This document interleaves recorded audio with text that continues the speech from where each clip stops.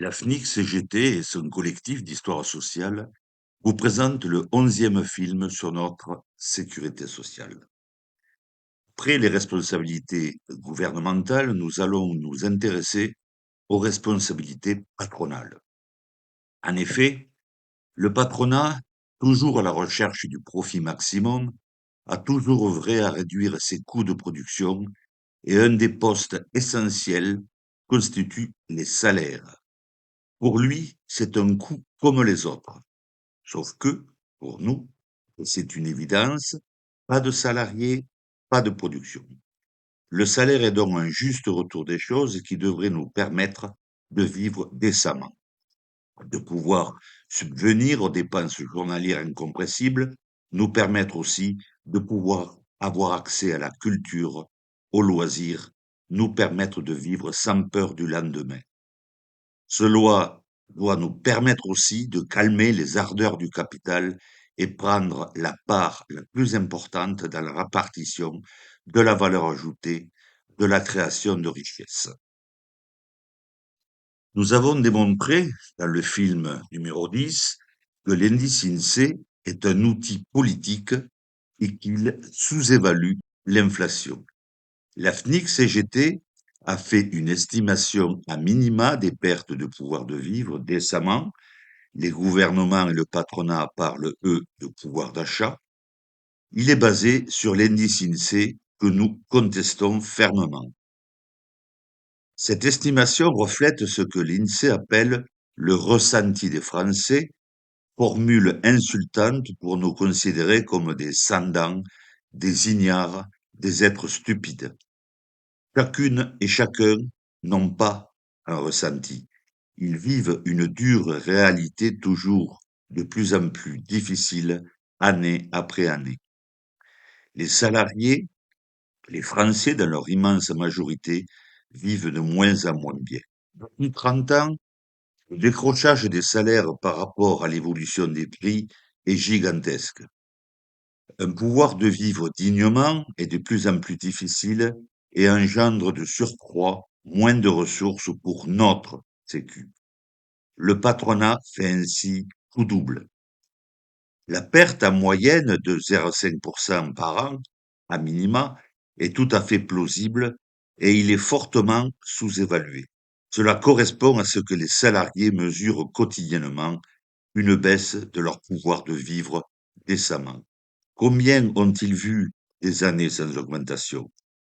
Accepter une année, un décrochage des salaires par rapport à l'inflation, c'est s'enfoncer année après année dans la misère.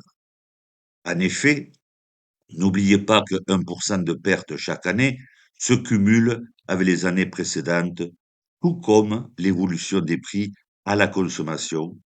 Beaucoup trop d'entre nous l'oublient. Quant à la définition du salaire INSEE, une fois de plus, cet organisme y inclut tout. Salaire de base, primes, heures supplémentaires, intéressement, participation, avantages en nature. Sauf que des millions de salariés n'ont ni primes ni intéressement, participation, ni avantages en nature et ne font pas d'heures supplémentaires. Les 16 millions de retraités sont également soumis aux mêmes contraintes. De plus, ces éléments sont de plus en plus aléatoires et seul le salaire de base assure un revenu stable et continu aux salariés. De plus, nombre de ces additifs ne sont pas soumis à cotisation, ce qui fait un manque à gagner considérable pour notre Sécu. Même en prenant en compte ce que calcule l'INSEE, on va observer des pertes importantes sur le salaire de base que l'INSEE elle-même reconnaît dans sa propre vidéo. Qu'en est-il du pouvoir d'achat des salaires? Alors là, pour le savoir, il faut corriger de l'inflation. On mesure alors l'évolution des salaires en termes réels. Et on peut le dire, avec la récente poussée d'inflation, ce salaire réel n'a jamais autant baissé depuis l'après-guerre. 5% d'augmentation du salaire de base en 12 ans. Pendant ce temps, l'indice INSEE augmentait de 25%. Notre estimation des pertes de salaire sont donc fondées. Quand on regarde les pertes de pouvoir de vivre décemment par rapport à l'indice INSEE, pourtant sous-évalué, par catégorie socio-professionnelle, on constate pour les ouvriers, qui représentent tout de même 18,4% de la population active, les pertes sur 27 ans sont à minima de 15%. La partie en rose pâle identifie le volume d'argent perdu. Cet argent doit nous être rendu sous forme de primes cotisées, en plus d'un rattrapage en pourcentage pour récupérer le niveau d'inflation de l'INSEE. Pour les employés, qui représentent 24,3% de la population active, elles sont à minima de 20%. Pour les techniciens et agents de maîtrise, qui représentent 25,4% de la population active, ainsi que les ingénieurs et cadres, 23,8% de la population active, les pertes sont de l'ordre de 30%. Le diagramme que vous avez sous vos yeux indique l'évolution officielle des prix cumulés depuis 1996, qui représente 51,5%, et rappelons-le, qui est une évolution sous-évaluée, et dessous, on voit la répartition des revenus, des salaires, des catégories socio-professionnelles. On voit que l'écart est particulièrement important par rapport à l'indice INSEE. Tous les salariés ne sont pas logés à la même enseigne. Dans les différentes catégories socio-professionnelles, ces différences peuvent s'expliquer par un certain nombre d'éléments. Pour les ouvriers, le SMIC augmente plus vite que les salaires situés au-dessus, mais surtout c'est bien le premier collège ouvrier où les luttes pour les salaires sont les plus importantes qui font que le monde ouvrier perd moins que les autres catégories socio-professionnelles. Le deuxième et troisième collège, moins impliqués dans ces luttes, pour eux, le constat est douloureux. Il est grand temps que ces catégories se mettent en lutte avec leurs collègues ouvriers et employés.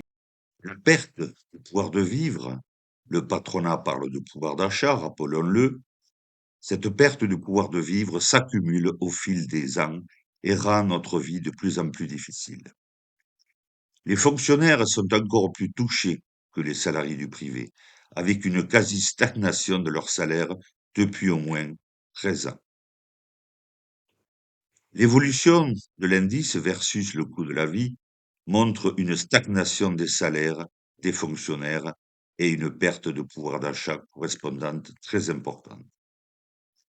La distribution des salaires à la sauce INSEE est là aussi surévaluée puisqu'elle ne prend pas le salaire de base, qui est le seul susceptible d'augmenter et de se consolider dans le temps, contrairement aux autres éléments très volatiles.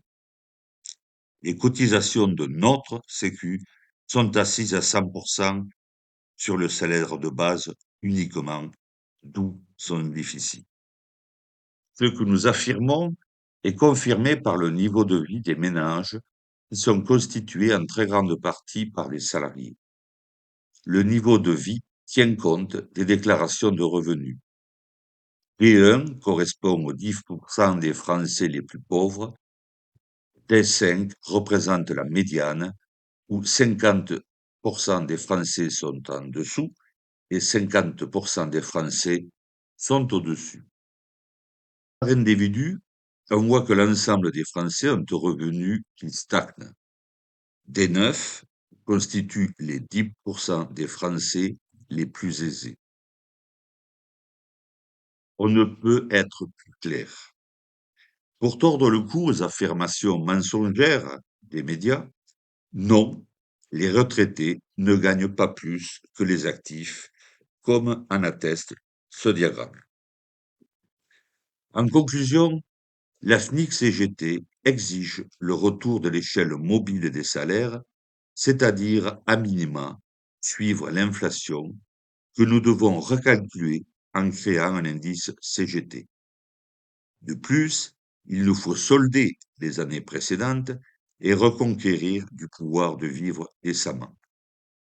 Il nous faut demander, exiger et lutter pour des augmentations au minimum 5 à 8% pour 2026, Idem pour 2027 et 2028 pour espérer récupérer une partie de ce que le patronat nous a volé. Si on y rajoute les aides au patronat sous forme de baisse de cotisations sociales, c'est-à-dire une baisse de notre salaire brut, c'est 10 à 15% qu'il faut exiger, car ces cotisations font partie intégrante de notre salaire.